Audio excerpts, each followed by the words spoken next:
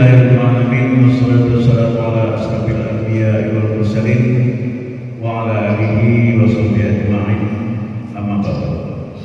Yang sama-sama kita hormati murabbi kita pada pagi hari ini, Al-Mukarram Ustaz Kiai Haji Umar Eksi, yang alhamdulillah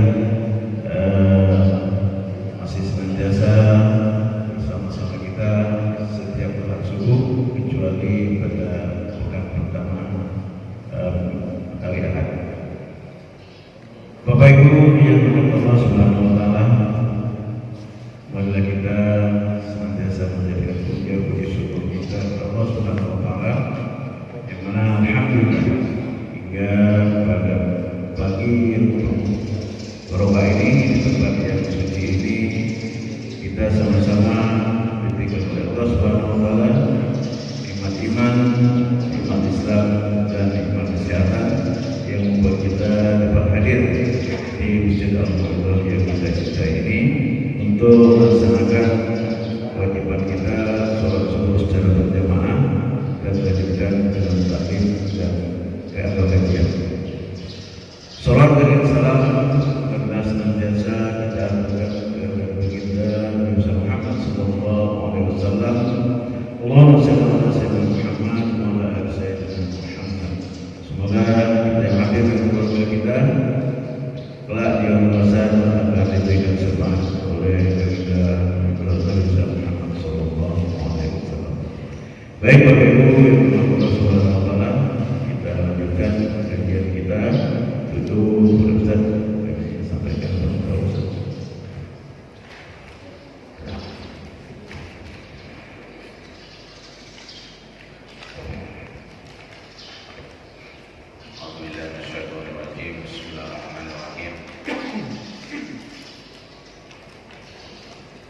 Assalamualaikum warahmatullahi wabarakatuh. Alhamdulillah hamdan hamidin hamdan yuwafi ni'amahu wa yukafi'u mazidah. Ya Rabbana lakal hamd kama yanbaghi li jalali wajhika wa li 'azimi sultanik. Subhanakallahumma la nuhsi thana'an 'alaika anta kama athnayta 'ala nafsik. Asyhadu an la ilaha illallah wahdahu la syarika lahu wa asyhadu anna sayyidana Muhammadan abduhu wa rasuluh. Assalamualaikum ila alami kullihi basyiran wa nadhira. Allahumma salli ala sayyidina Muhammadin wa ala alihi wa sahbihi ajma'in. Amma ba'du.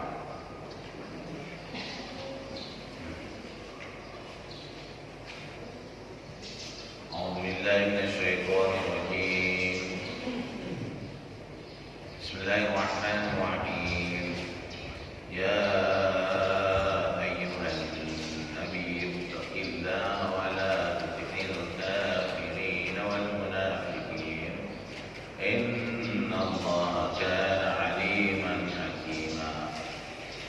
بما يوحى إليك من ربك إن الله كان بما تعملون خبيرا وتوكل على الله وكفى بالله وكيلا ما جعل الله لرجل من قلبين في جوفه وما جعل أزواجكم اللائي تظاهرون منهن أمهاتكم وما جعل أدعياءكم أبناءكم ذلكم قولكم بأفواهكم والله يقول الحق وهو يهدي السبيل.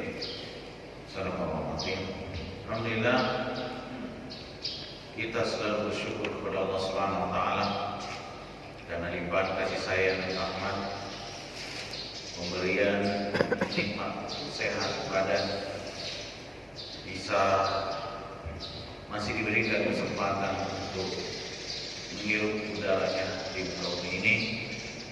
Tentunya kita diajak untuk terus dan dijaga oleh Allah melalui para malaikat-malaikatnya. Kita dijaga dari depan, belakang, kanan dan kiri. Itu semuanya adalah kasih sayang Allah Subhanahu wa taala. Maka Mari kita sebagai hamba Allah tidak menyanyiakan waktu kita selagi masih ada di muka bumi ini. Pada baginda Nabi Sallallahu Alaihi Wasallam adalah kita banyak bersalawat. Allahumma salli ala sayyidina Muhammadin salatan wa salaman daimaini mutalasimaini ila yaumiddin, amma ba'd. Bapak Ibu yang kami muliakan, insyaallah pada hari ini kita akan menjelaskan sebisa mungkin semampu kita, insyaallah, dalam surat Al-Ahzab ayat 1, 2, 3 sampai 4, insyaallah. Surah ini namanya surat Al-Ahzab. Ahzab ini adalah suatu perkumpulan atau syarikat. Ini yang berkaitan dengan hidup Nabi Sallallahu Alaihi Wasallam dan keluarganya, sahabatnya. Dan ini adalah menjadi pedoman hidup bagi kita umat Islam. Bapak Ibu yang sekalian, ini membahas tentang hidup secara khusus dan umum Nabi Sallallahu Alaihi Wasallam. Ada urusan keluarga, syariat, supaya masyarakat itu, bangsa itu hidup bahagia. Nah, itu ya. Kemudian di dalam surat Al-Ahzab ini menghilangkan, membatalkan sebagian besar taklid atau tradisi yang bertentangan dengan hukum agama Allah, seperti anak angkat. Jadi anak angkat itu awalnya seperti dapat warisan, nah itu tidak berlaku bahwa anak angkat ini dapat warisan seperti sebelumnya. Kemudian azhar, nah, itu ya. Jadi sihab itu ya seperti punggung ya, atau membelakangi yang dilihat kepada perceraian dan sebagainya. Ini tidak boleh. Kemudian ada keyakinan juga merasa bahwa manusia itu seperti punya dua hati, artinya pintar gitu ya. Jadi sehingga seakan-akan orang itu sangat dikagumi dan seakan-akan dia segala-galanya, itu ya. Luar biasa. Ini adalah ada nanti kita akan jelaskan insyaallah. Kemudian inti daripada surah ini kami membuka ya, yaitu berkaitan dengan adab-adab. Karena adab ini sangat penting. Lebih dulu adab daripada ilmu. Buat apa pintar kalau nggak berilmu? Nggak beradab. Pintar luar biasa, apapun dia miliki, tapi tidak punya adab yang baik, maka itu tidak bermanfaat. Jadi begitu juga keadaan Nabi dan sahabat, itu dijelaskan Bapak Ibu yang termuliakan. Kemudian hukum Allah, syariat-syariatnya di dalamnya ada, ya. Itu Bapak Ibu yang termuliakan, seperti tadi anak nikah, ya. Kemudian warisan dan lain-lainnya. Kemudian tentang perang Ahzab dan Bani Quraidah, ini orang Yahudi. Nah, itu Bapak Ibu yang kami muliakan hanya sekedar segelintir pembagian yang kami jelaskan. Tentu kita tidak bisa menjelaskan semuanya karena ini ayat ini surah Al-Ahzab ini lumayan panjang, tapi selalu menjadi pedoman. Boleh dibuka Bapak Ibu ini surah ini, kemudian mengambil hukum-hukumnya supaya kita menjadi mendapatkan ketenangan dalam hidup berkeluarga, hidup bermasyarakat. Ya ayyuhan nabi, ittaqillah. Panggilan secara keseluruhan, kemuliaan. Jadi ketika Rasulullah SAW dipanggil itu tidak langsung menyebut nama, gitu ya. Itu namanya adab. Allah bisa saja ya Muhammad, gitu ya. Tapi ini adab. yang diajarkan Allah kepada baginda Nabi kepada manusia, nggak langsung menyebut nama, gitu ya. Itu penghormatan sebenarnya. Ya ayuhan nabi, ya ayuhan nas, ya ayyuhalladzina amanu. Itu penghormatan. Jadi kita nggak langsung nama, gitu ya. Nama itu kurang pas, gitu ya, langsung disebut nama orang. Yang mulia, gitu ya, yang terhormat. Nah itu ya. Itu panggilan wahai Nabi. Itu dari dia kepada Nabi kita Muhammad sallallahu alaihi wasallam. Ini adalah lafaz kenabian, pengagungan, pemuliaan. Kemudian diajak ittaqillah. Ittaqillah ini adalah takutlah kepada Allah. Ikutilah Allah. Tunduklah pada Allah. Jadi tentu Nabi dijamin benar ya. Tapi ini pemberitahuan kepada kita sebagai manusia. Di saat-saat dimana kita nggak ada lagi sandaran, dimana kita semuanya banyak, kita lihat manusia-manusia yang lalai jauh dari Allah, kita dipanggil. Manusia dipanggil. Di sini adalah pemberitahuan kepada Nabi, ittaqillah, takutlah kepada Allah. Itu ya.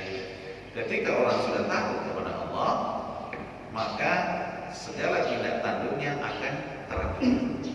Dia merasa dilihat. Kalau orang takut kan, kalau sama Allah bukan menjauh. Kalau orang takut sama manusia menjauh, takut dipaksing ya tidak. Itu begitu ya. Tapi kalau takut sama Allah ya apa yang diperintahkan. Itu. Jadi kata Umar bin Abdul Aziz, bukan jaminan bahwa orang yang sudah sholat, sudah puasa ini semua orang sudah bertakwa. Nggak ada jaminan. Selagi masih dia makan haram, campur-campur gitu. Jadi seperti kita melewati satu lubang. Lubang ini tentu kita lihat, karena apalagi sekarang musim penghujan, itu aspal itu banyak bolong-bolong gitu. Nah itu Bapak Ibu ya, berdebu itu kendaraan. Itu kalau orang yang hati-hati, yang ini takut, tentu lubang ini dia tidak akan masukin. Ibaratnya ini suatu mencelakakan. Contohnya perkara haram ini mencelakakan, jangan dikerjakan. Kemarin pernah kami pernah bahas bahwa hati-hati terhadap tipuan-tipuan dunia. Apa tipuan-tipuan dunia? Ada orang yang diberi kesehatan, diberi pangkat muda, jabatan muda, pokoknya semuanya mudah didapatkan.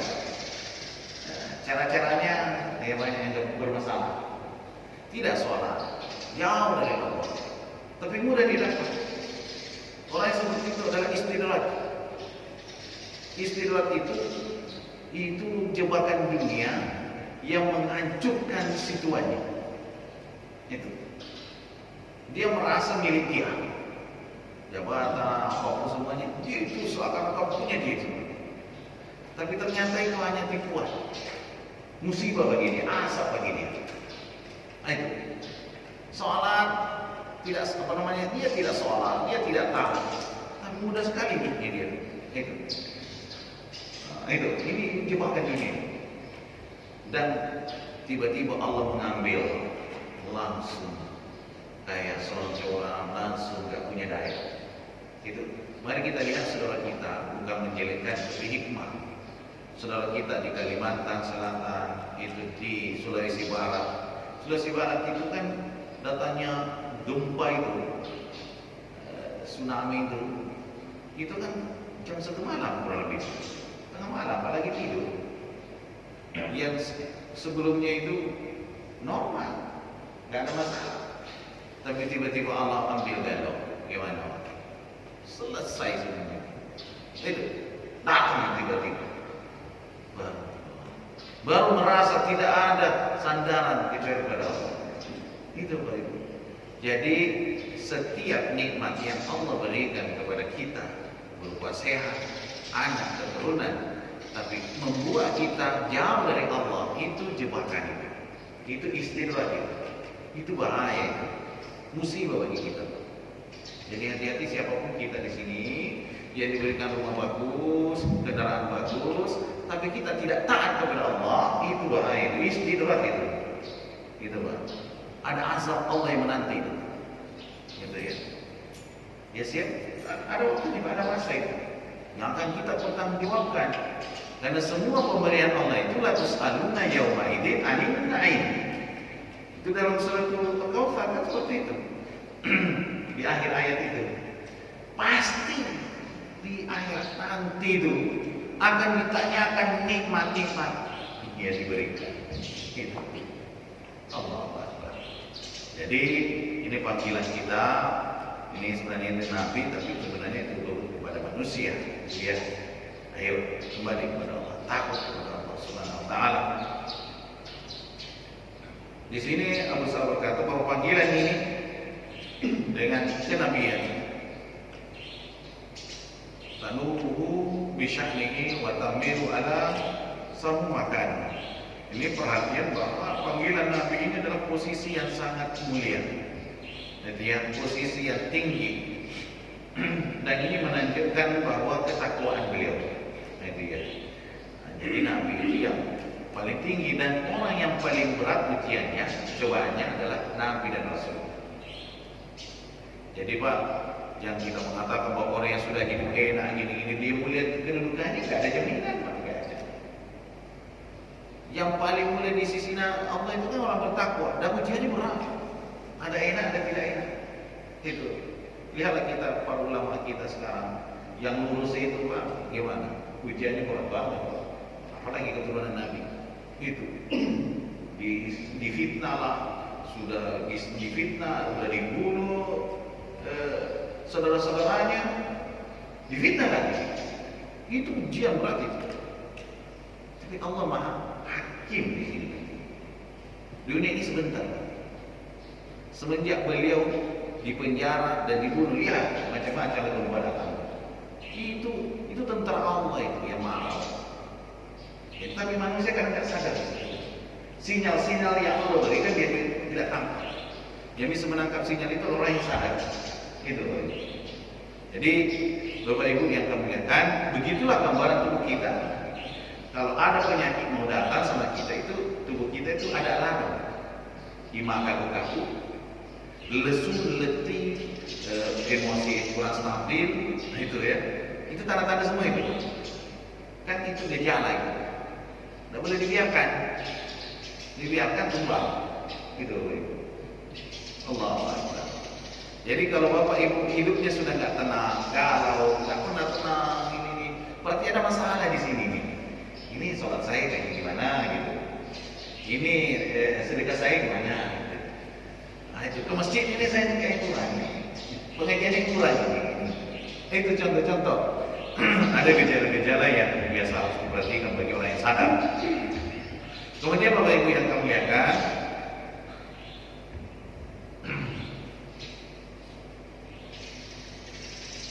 as-subatu alaihi wal isdiyadu minhu. Jadi ketetapan penambahan bahwa dalam Nabi itu ya takwanya ya harus dilakukan, akan kokoh kuat sama keadaannya. Maka Nabi itu ketika berdakwah di akhir ayat, apakah aku sudah menyampaikan semuanya? Ya Rasulullah, kami menjadi saksinya. Karena Nabi akan ditanya itu risalah yang Allah titipkan kepada. Dan ternyata surah Al-Ahzab ini termasuk paling berat pada diri Nabi. Karena disuruh menikahi mantan anak angkatnya, yaitu istri mantan anak angkatnya. Itu Said bin Harithah. Dia kan seperti anak Dewi. Nah itu menantu berarti gitu. Tapi itu nggak berlaku. Allah membatalkan itu. Itu kalau kita bisa sembunyiin, itu disembunyiin itu. Nah Allah. Tapi Nabi tidak akan menyembunyikan. Nah itu. Kemudian Bapak Ibu yang kami muliakan, wa inna lahu baban wasi'an wa makan aridan la yunalu madah. Ini masalah ketakwaan, masalah ini luas itu babnya. Jadi ya, pemaknaannya. Kemudian wala tuti'il kafirin wal munafiqin. Panggilan Allah, panggilan kita semuanya, jangan mentaati orang-orang kafir, ahli kufur, yang suka ingkar. Jadi keingkaran itu kan ada kan kufur akidah, ada kufur nikmat. Kalau kufur nikmat itu orang Islam tidak berlaku. Kufur itu kan kafir, tertutup ya, tertutup, mengingkari kebaikan, gitu namanya kufur. Maka kan ada hadis Nabi contohnya ya, kenapa ibu-ibu kaum perempuan banyak masuk neraka? Karena mengingkari kebaikan suami yang tanpa kesalahan. Nah, itu fitrah manusia. Nah, itu hadisnya banyak. Gitu. Dan itu berlaku pada siapapun kita. Kalau mengingkari kebaikan-kebaikan orang, itu saudara-saudara kita, itu dianggap kufur. Tapi bukan kufur akidah ya. Karena kafir itu ada dua macam, kufur perbuatan, kufur keyakinan. Kalau yang keyakinan ini masuk neraka selamanya. Kalau perbuatan dihisab, diasap kalau dia enggak diampuni dosanya. Itu begitu. Jadi Bapak Ibu selalu berterima kasih gitu ya, kepada Allah yang memberikan kenikmatan, kepada pasangan, kepada saudara-saudara kita. Kalau kita ketemu jazakallah syukran katsiran, semoga Allah membalasnya. Itu ya. Jazakallah. Itu Bapak Ibu ya, terima kasih banyak. Ya, air jazakallah. Jazakumullah khairan. Semoga Allah membalas. Jadi ada kan riwayatnya dalilnya lam yashkurillah man lam yashkurin nas. Belum dikatakan bersyukur kepada Allah kalau dia belum berterima kasih kepada manusia. Arti manusia ya siapapun manusia, pasangan kah, saudara kah, tetangga kah, anak kah, atau siapapun. Nah itu. Jadi ungkapan terima kasih itu penting. Itu ya. Terima kasih banyak itu ya. Jadi Bapak Ibu kalau mau nyaman dalam hidup ini selalu menyapa. Contohnya assalamualaikum, sehat. Itu penting itu. Itu ya. Jangan ditanya berapa utangnya. Itu pusing itu dengarnya. Itu ya sakit apa gitu ya. Ya sudah sakit sama sakit Pak. Gitu ya. Sehat. Walaupun dia sakit Pak. Alhamdulillah beginilah keadaannya. Alhamdulillah masih bisa gitu ya. Masih bisa ngomong gitu Bapak Ibu. Ada yang tidak bisa ngomong. Itu Bapak Ibu ya. Alhamdulillah itu. Jadi penting itu. Kalau kami dulu ketemu sama orang Arab, orang Syam gitu ya. Orang Syam itu luas ya, orang Syria. Jadi kalau ketemu, assalamualaikum, senyum dulu. Kaifal hal, bagaimana keadaannya, sehat gitu. Kemudian sebelum berpisah, fi ayyi musa'adah, ada bisa yang kami bantu. Itu luar biasa itu. Kalau kita kabur cepat ada yang bisa saya bantu walaupun orangnya susah ada yang saya bisa bantu itu imam bantu doa, bantu materi, bantu apapun ya. Kalau kami ketemu itu nih beliau itu selalu mengantongi gula-gula itu orang Syam itu. Jadi kalau setiap pengajian itu atau ada istilah maulid ya yang mirip para habaib gitu di masjid-masjid itu selalu roti banyak dan gula-gula banyak gula-gulanya. Di kantornya ada gula-gula. Kalau dia nggak bisa ngasih apa-apa, minimal satu gula-gula. Itu tanda kasih sayang itu. Dasar kan sederhana. Berapa sih harga gula-gula itu? Walaupun kita mungkin ke Cimahi akan laku. Tapi itu tanda persahabatan, tanda pertemanan. Nah itu kalau mau yang lain kan koma atau apa ya. Atau mereka itu kalau mau berbuat kebaikan walaupun nggak punya materi banyak, itu parfum. Jadi setiap ketemu ada parfum. Itu artinya tanda harum gitu ya. Kami di sini juga bisa diamalkan gitu ya. Jadi masjid ini kalau Bapak Ibu pahalanya bagus, contoh di masjid ini ditaruh di dekat pintu. Itu ada 3 pilihan parfum contohnya. Seperti di masjid di daerah Teho ada pada saya dapatkan itu. Saadatul Hikmah saat itu masjidnya. Jadi tadi buat tempat kayak kayu-kayu kecil gitu, ada parfum yang menyengat, ada yang segar, ada yang lembut. Yang orang kan sudah berbeda. Sudah ya. Itu apa namanya? Silakan dipakai gratis. Oh, luar biasa Pak. Nah itu artinya itu orang-orang kita nggak tahu siapa yang membuat. Nah itu yang mau ada yang masuk kan banyak. Silih berganti. Jadi dekat pintu di samping ada ditulis silakan dipakai. Itu Allahu Akbar. Itu amalan kecil lah kelihatannya waktu ya. Berapa sih harganya Pak? Nah itu ya. Tapi membuat haru mereka saudara-saudara kita mau sholat, keluar dari sholat kita ini kadang dari keluar ya mungkin keringatan Bapak Ibu masyarakat kan. Jadi jangan lihat amalan yang kita kerjakan doa-doanya bukan itu Pak, tapi bagaimana keikhlasan hati, kebersihan hati dan berkelanjutan itu.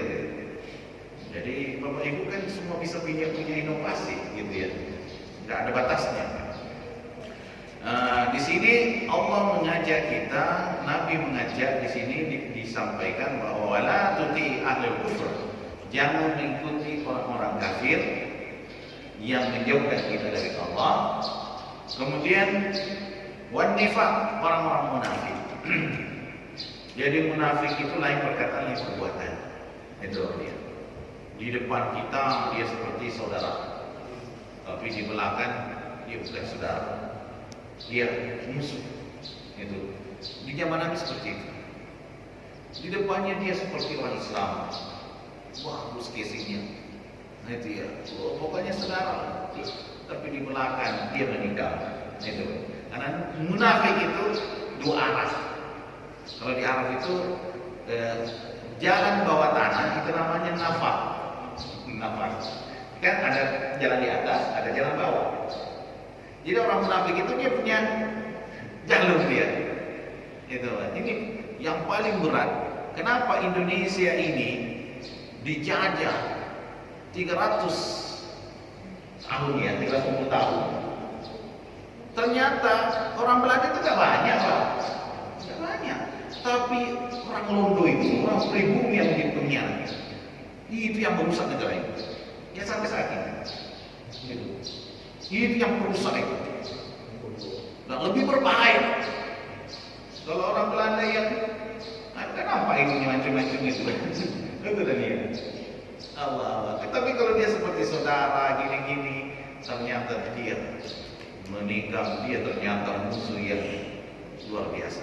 Itu. Jadi maka kemunafikan itu lebih berbahaya. Itu daripada kekafiran.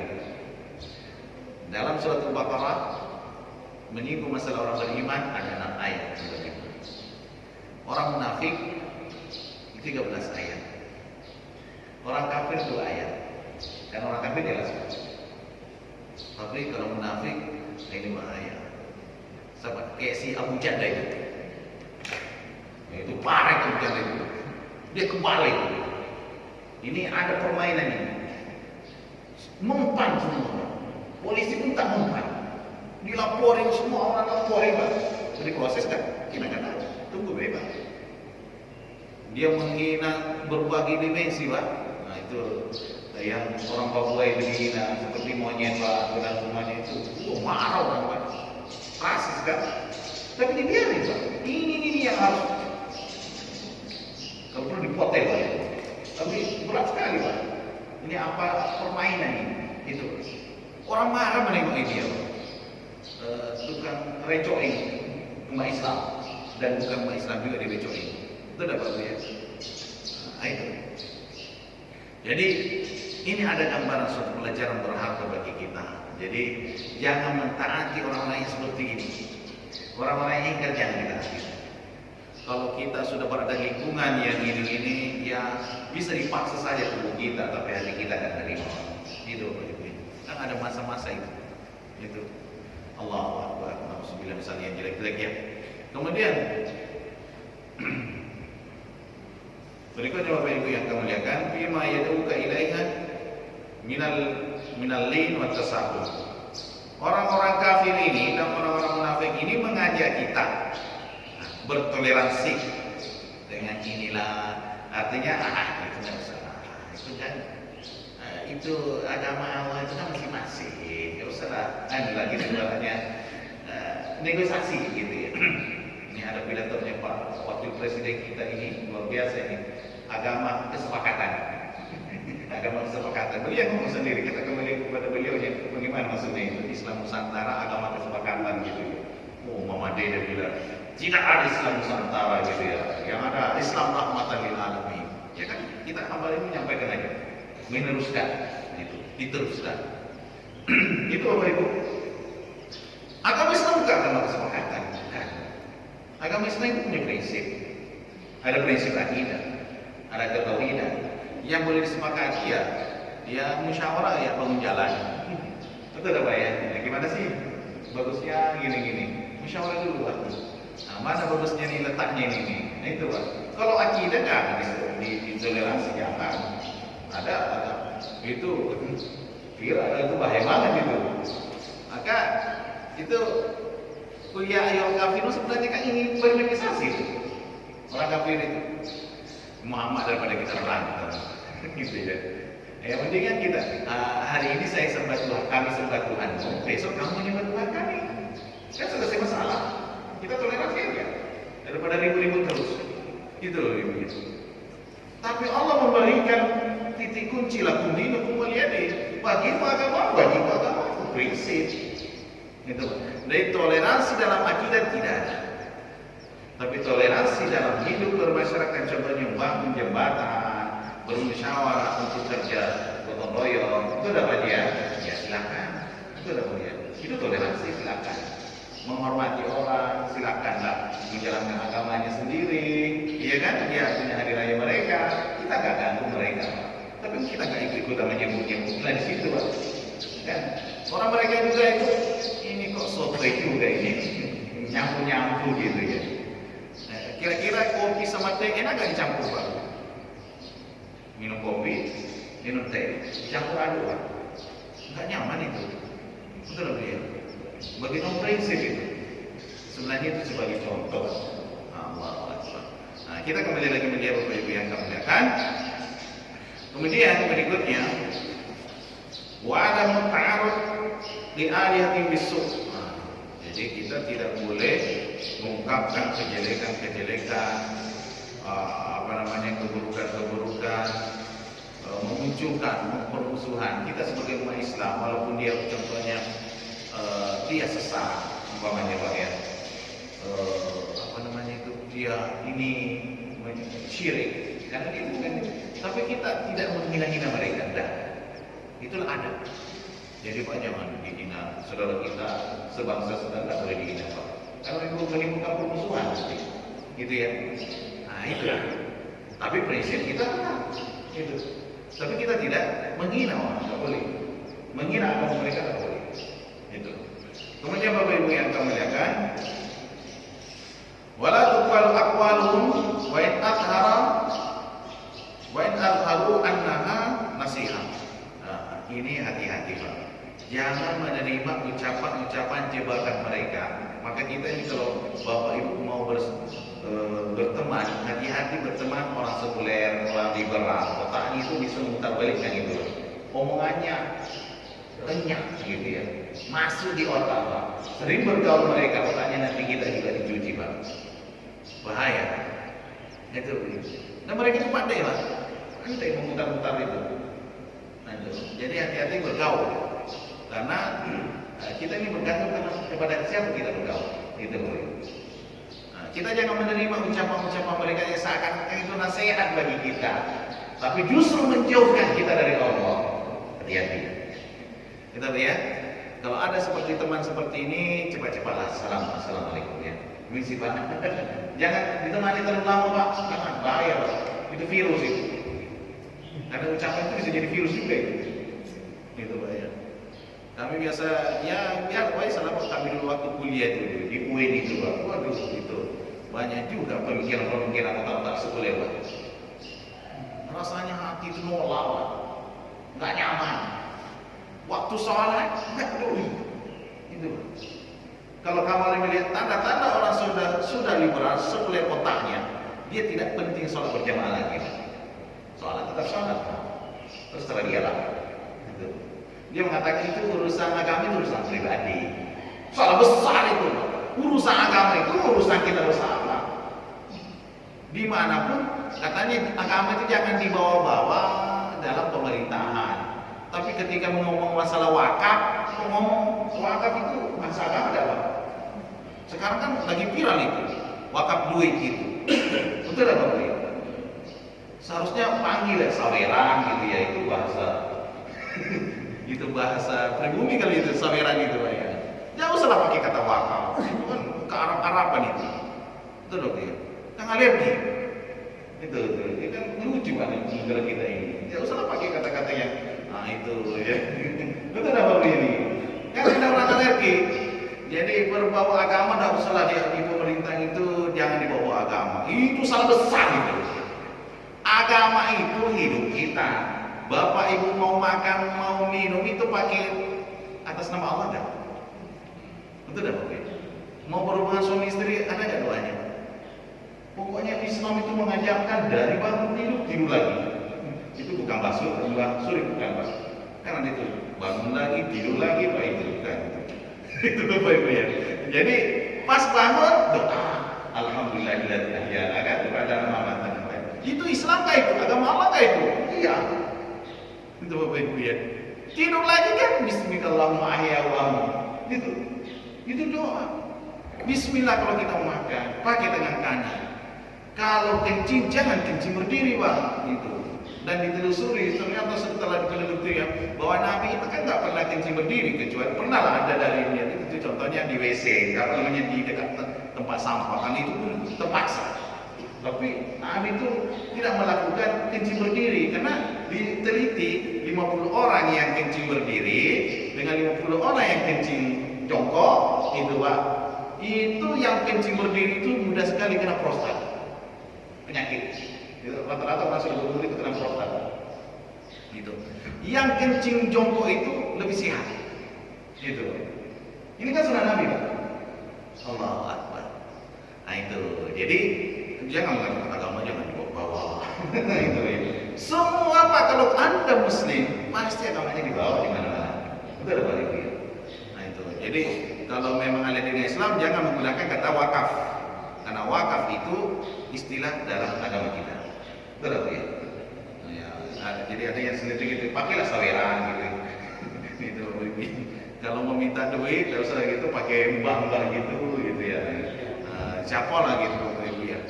Karena memang melihat ini sebelum kita tutup tanya jawab bahwa ternyata wakaf ini luar biasa. Kita lihat wakaf ini luar biasa. Seperti Sayyidina Utsman, wakafnya sampai saat ini dahsyat Pak. Bisa membantu orang-orang lemah dan dikelola oleh orang yang amanah.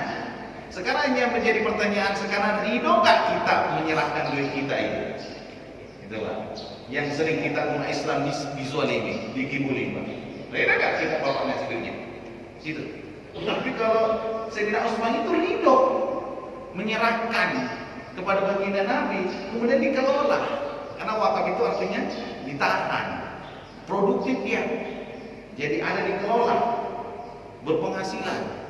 Itu sampai saat ini Pak, sekian hektar, itu bisa ribuan hektar itu kormanya. Hotel-hotel di Madinah itu Pak dari wakaf Sayyidina Utsman banyak.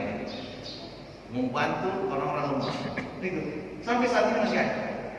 Nah, itu. Jadi ini kisah contohnya Sayyidina Utsman yaitu ketika membeli sumur Rumana. Rumana ini nama orang Yahudi. Itu seperti mirip-mirip air Zam-Zam. Masa paceklik susah, akhirnya dijual airnya mahal. Nabi melihat, ya Allah, umat Islam kacau juga ini kalau seperti ini. Apa kata Rasulullah? Siapa yang bisa membeli sumur Rumana ini yang mirip air Zam-Zam, surga balasannya. Itu. Nah, Sayyidina Utsman kan punya sesuatu yang keren, Pak. Duitnya banyak, Pak. Itu ya, punya dinar gitu ya. Dinar itu emas Pak, dirham itu perak. Gitu ya. Jadi kalau satu dinar itu bisa zaman Nabi itu bisa beli kambing. Gimana satu suku Pak, kurang lebih. Satu suku bisa beli kambing kan Pak? Zaman Nabi itu tidak pernah berubah. Bahkan itu bisa 2 kambing bisa beli Pak. Ya, ini ukuran kecil-kecil itu. Itu Allahu Akbar. Nah, siapa yang bisa membeli? Akhirnya Sayyidina Utsman datang ke orang Yahudi ini. Wahai bapak ini, boleh nggak dijual itu semuanya? Oh tidak, saya tidak mau jual itu penghasilan saya itu. Mana mau produktif Pak? Orang lagi susah dijualkan begitu banyak. Mana mau dia? Kalau begitu kita kayaknya di sini nama Utsman ini Cipate, namanya pengusaha, orang hebat. Kalau begitu ya saya ambil setengah deh, saya beli sehari, kamu sehari. Kita bagi deh. Dengan duit yang mahal banget Pak. Kalau kita sekarang itu miniakan di keluarga ini. Nah itu akhirnya kalau begitu kan aku tanya maksud juga Pak, kan beli saya juga masih sehari punya Utsman, sehari punya orang Yahudi. Nah kalau begitu kan tidak lepas bagi saya. Akhirnya dijualnya Pak. Akhirnya apa di Sayyidina Utsman bukan untuk beli pribadi beliau. Semua penduduk Madinah, wahai penduduk Madinah, ini jatah kita hari ini. Ambillah, penuhilah gentong-gentongnya di rumah itu. Kalau sekarang itu penuhilah tekmon-tekmonnya itu. Betul tak begitu? Karena besok itu milik Yahudi. Akhirnya esoknya nggak ada yang beli Pak. Itu politiknya Sayyidina Utsman itu luar biasa itu Pak. Nggak ada yang beli. Waduh, kalau begini bangkrut deh. Ini orang Yahudi kalau taktik ternyata Pak. Akhirnya Yahudi ini angkat tangan. Kalau begitu Utsman, ambililah kalau-kalanya. Itu. Tapi nggak seperti yang kemarin ya. Karena nggak ada laku juga. Nggak seperti kemarin ya. Ya nggak apa-apa ambillah. Sampai saat ini itu masih ada. Gitu. Itulah yang Sayyidina Utsman memberikan suatu pembuktian keimanan beliau, wakaf beliau kepada agama Allah, agama Islam. Karena ridho terhadap Nabi. Nah itu pemimpin yang amanah. Sekarang kita ridho nggak terhadap pemimpin yang saat ini Pak? Itu yang kita harus kembalikan. Ini maka pemimpin kita harus kembali belajar kepada Nabi. Itu Pak. Kalau mau betul-betul diterima oleh rakyatnya. Kalau sesuai, insya Allah akan diterima itu. Ridho kita Pak. Berapa butuhnya? Negara ini berapa butuhnya? Itu Pak. Ridho kita Pak. Betul Bapak Ibu ya. Nah itu yang harus ini. Maka hati-hati. Ada ucapan Sayyidina Ali. Kalimatul haqqi muradu bihal batil. Ucapannya benar. Kata-kata wakaf itu benar. Tapi tujuannya bisa menjadi badai Pak. Gitu. Siapa yang ngomong Sayyidina Ali pernah ngomong kayak gitu? Kadang-kadang ungkapannya masalah alam, ya Allah gini. Tapi tujuannya kemana dia? Gitu Pak. Allah Akbar. Ini satu kata-kata kunci Pak. Gitu Pak. Jadi hati-hati jebakan-jebakan. Maka orang-orang kafir yang kita ikuti, orang munafik itu bisa menjebak kita. Nah itu ya. Kemudian Innallaha kana aliman hakima. Sesungguhnya Allah Maha mengetahui, Maha bijaksana. Itu Bapak Ibu, Masya Allah pembahasan surat Al-Asr ini luar biasa. Mudah-mudahan memberikan inspirasi kepada kita, kebaikan kepada kita, dan siapapun pemimpin kita diberi hidayah. Saya selalu mendoakan diberi hidayah. Jadi ya diberi kebaikan. Semoga negara ini selalu dijaga oleh Allah Subhanahu wa taala dan merangkul ulama-ulama yang lurus. Kalau negara ini akan selamatkan. Itu baik. Jangan dipreteli ulama-ulama, apalagi keturunan Nabi. Jangan, karena Allah yang marah ketika orang-orang baik dizolim. Itu Allah. Kami kembalikan kepada Allah. Proses dan yang memberikan pencerahan kepada kita sekalian. Kita akan buka sesi terjawab beberapa menit. Sekarang sudah pukul 15. Juga pada kesempatan ini kami ucapkan jazakallah kepada Umi yang sudah menyampaikan sedekahnya. Semoga Allah Subhanahu wa taala lipat gandakan pahala dari apa yang sudah Ibu berikan. Perlu kita garis bawahi yang harus disampaikan Ustaz tadi, bahwa untuk melawan tipu dunia yang sudah kita lihat saat ini, mari sama-sama kita hidup dalam ketaatan. Untuk itu para bapak sekalian, Bapak Ibu yang akan menyampaikan pertanyaannya akan kita diskusikan, kami persilakan.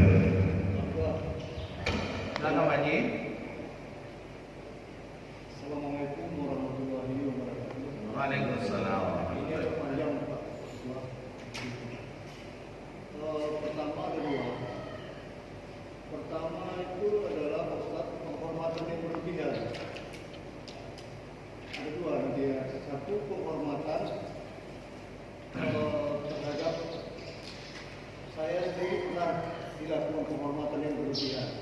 Itu saja. Saya contohkan dulu itu satu, karena pada waktu ini terus terang saja, pada waktu kemudian saya itu jadi sekretaris Sekda Provinsi Sumatera Utara, itu saya menyatakan penghormatan berlebihan karena orang yang antri menerima tamu sudah 1 jam itu para bupati, wali kota, kepala dinas itu sudah memutus. Datang saya ke situ langsung suruh dipanggil saya belum masuk karena saya hubungannya sudah dekat, kemudian saya belum pernah di Jambi. Nah itu saya, aduh kata saya ini kehormatan yang berlebihan. Selanjutnya pada waktu saya coba juga, wah ini hebat, perlu dicontoh. Pada waktu saya jadi direktur di kependudukan, tapi saya tidak mau ikut kasus korupsi, Pak. Ya, pada itu sudah kita betul, saya jadi salah satu direktur. Saya tidak mau ikut proyek. Jadi antri semua pejabat-pejabat dinas kita di Indonesia itu pada umumnya diarahkan untuk bertemu pembinaan kepada saya. Jadi pada waktu saya lihat Medan, waktu Medan itu dengan pengalaman saya di Medan itu, ya, Bang Muyan ini namanya orang Jambi didahulukan. Jadi saya juga begitu. Jadi saya pesan dengan staf saya di Jakarta, kalau ada orang Jambi yang datang, jangan disuruh duduk dulu, suruh masuk aja, permisi. Itu yang saya lakukan, itu penghormatan. Apakah itu termasuk penghormatan yang berlebihan? Yang selanjutnya, saya ini mohon maaf Pak Ustaz, antara Ustaz dan Kiai. Saya itu belajar dulu Pak.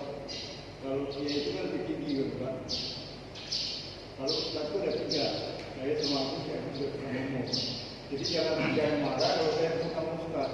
Ustaz itu, jadi Ustaz itu ada yang saya mengaku sebagai Ustaz, penghormatan, atau ada orang seseorang yang menyatakan dia saya sebagai Ustaz.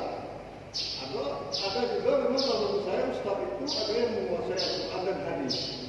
Jadi saya bedakan. Jadi ya aku sempat agak ini juga dia, nggak mau dia. Itu penghormatan, karena saya tidak apa-apa. Kalau dia itu sudah lebih tinggi, ya menurut saya Al-Quran dan hadis. Jadi saya membedakan apakah itu juga merupakan kehormatan. Itu yang kedua. Yang pertama ya Pak Ustaz, ini sudah panjang nih, maaf, ini saya borong lagi. Sudah 3 minggu saya diam saja. Yang kedua masalah anak angkat. Tadi disinggung masalah anak angkat. Tapi kalau ada anak angkat yang diwasiatkan kepada kita, pada waktu orang tuanya masih ada, dia titip sama kita. Kalau saya tidak ada lagi, tolonglah ambil anak saya jadi anak angkat, sekolahkan dia, masukkan dia ke pesantren.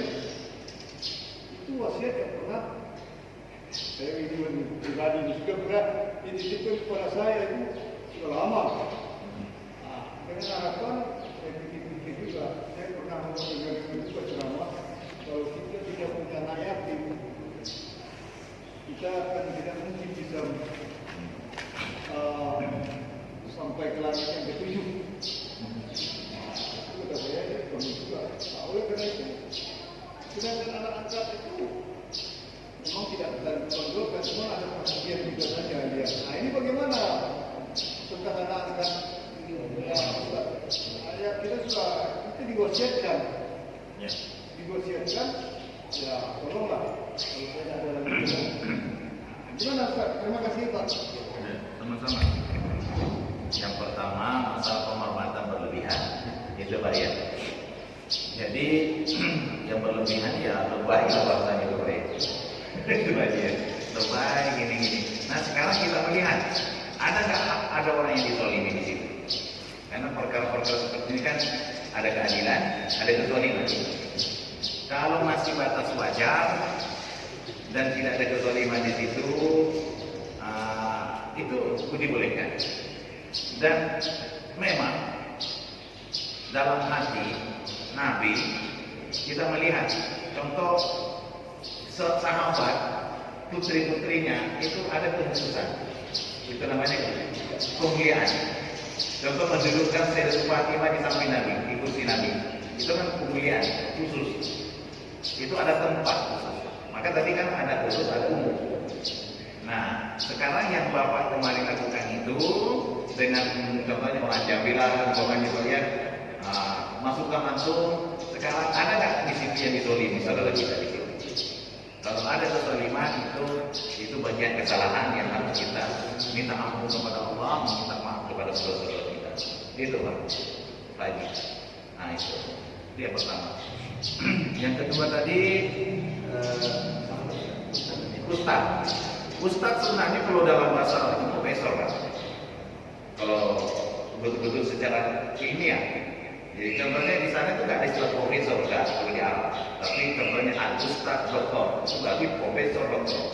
Gitu kalau secara ini. Tapi di Indonesia itu mudah sekali ini Ustaz gitu ya. Ustaz itu artinya guru, pembimbing. Nah itu. Saya bahasa Arab. Nah itu. Bapak menempatkan, ada saya bilang Ustaz mungkin ini ada tempatnya penghormatan saya ini karena ada makom-makomnya. Itu dah Pak ya. Ada posisi-posisi tersendiri. Nah itu. Jadi Ustadz ini ya kita melihat adalah suatu kehormatan, pemuliaan. Itu yang dalam bahasa Arab. Ini kan bahasa Arab, Ustadz. Itu artinya guru. Kalau secara ilmiah profesor. Itu melebihi kiai sebenarnya Pak. Tapi kalau kiai itu adalah ciri khas di Jawa. Sudah ya. Penghormatan, pemuliaan yang diberikan kelebihan oleh Allah, itu ya, jadi contoh, jadi figur. Tapi kiai ini kita ada negatifnya juga, Pak. Karena ada apa namanya itu semacam kayak itu lagi sampai apa namanya itu kerbau pun kiai Pak. Ada kan kiai selamat itu, yang kerbaunya di keraton itu Pak. Kiai juga Pak. Itu ya. Jadi tergantung menempatkan ini. Nah itu. Tapi pada umumnya ada juga kalau di Sumatera ini buya. Itu sudah Pak ya. Buya. Kan ada istilah masing-masing. Nah itu. Intinya kembali kepada niat kita, hati kita Pak. Bersih nggak kita betul-betul menempatkan itu. Itu Pak ya. Karena di Arab nggak dikenal dengan kiai kan. Itu Pak ya. Di Arab nggak dengan kiai. Tapi kita tradisi kita itu tidak melanggar penghormatan. Contohnya Bapak ya, ada kiai merasa bahwa itu sesuatu yang menurut yang kami rasakan, gitu ya. Nah, seperti ini posisi-posisinya. Nah itu, walau. Jadi menempatkan hatinya gimana? Nah, itu tidak melanggar. Itu Pak. Walau. Mungkin seperti itu Pak. Ya. Yang kedua, masalah akad. Itu sudah ya. Itu kan ada pertanyaan kedua dipecah. Anak akad. Selagi kita tadi wasiat yang baik, kalau dididik anak saya, kalau disekolahkan itu pahala. Yang dimaksud anak angkat di sini betul-betul seperti anak kandung. Seperti anak kandung. Apa hak anak kandung juga dapat seperti dia. Itu yang dilarang. Itu kan. Yang contohnya kita mendidik anak, menyekolahkan anak, diwasiatkan seperti itu pahala. Itu Pak ya. Walaupun kita berkata itu ayah angkat saya, itu dah Pak ya. Tapi tidak perlakuan seperti anak kandung. Yang dimaksud ayat ini adalah seperti perlakuan anak kandung. Itu dibatalkan hukumnya. Kalau perlakuan anak kandung kan tidak boleh dinikahi. Apa namanya? Ya kalau sudah berpisah kan tidak boleh nikahi istrinya karena dia seperti anak. Menantu dia. Itu dah Pak ya. Warisan nggak boleh apa namanya seperti orang lain. Dia seperti anak kandung. Maka dikasih juga warisan. Kalau laki-laki dapat dua. Itu orangnya Pak. Ini yang tidak boleh Pak. Kira-kira sudah dipahami Pak ya? Seperti itu Pak.